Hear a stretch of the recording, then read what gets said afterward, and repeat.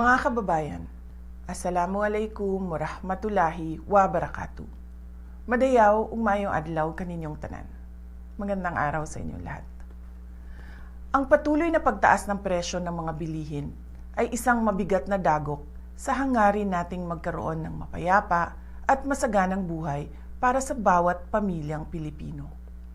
Hindi normal ang ating pinagdaraanan.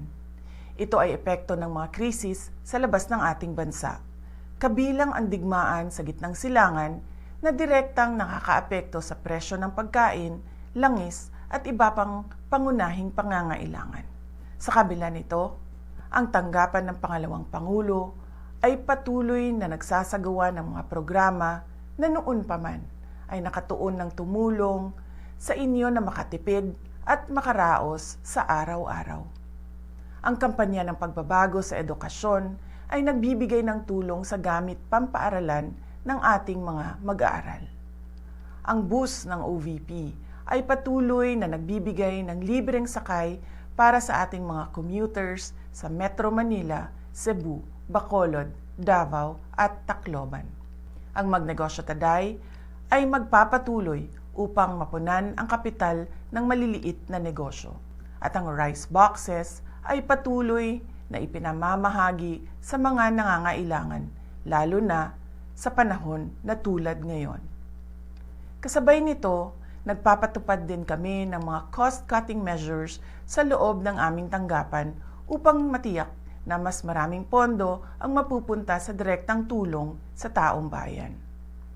Hindi na itutuloy ng OVP ang pasidungog at kasarilayan sa buwan ng Hunyo. Ang mga ito ay dalawang malalaking pagtitipon para sa LGBTQ community at para sa Year 4 Accomplishment Report ng aking termino. Sa halip ay nakalaan sanang pondo para sa mga nasabing aktibidad ay idadagdag na lamang sa budget ng RICE project.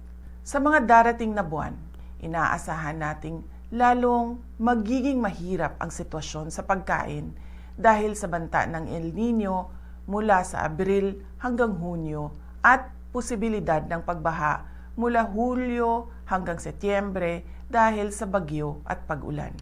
Sa ating pagtitipid, unahin natin ang sapat na pagkain para sa ating pamilya, pagpapagamot sa may sakit at ang edukasyon ng ating mga anak. Ang pinakamabisang panlaban sa krisis ay kahandaan. Simulan na nating planuhin ang ating mga hakbang hanggang sa katapusan ng taong 2026. Kasama na ang pagharap sa posibleng pagkawala ng trabaho, patuloy na pagtaas ng presyo ng pagkain, at risk reduction measures laban sa epekto ng matinding init at mga pagbaha sa ating kabuhayan. Maliit man ang tanggapan ng pangalawang Pangulo, makakaasa kayo na bawat isa sa amin ay patuloy na naglilingkod at naghahanap ng paraan upang makatulong sa taong bayan. Tayo ay isang bayang may matibay at malakas na pananampalataya sa Diyos.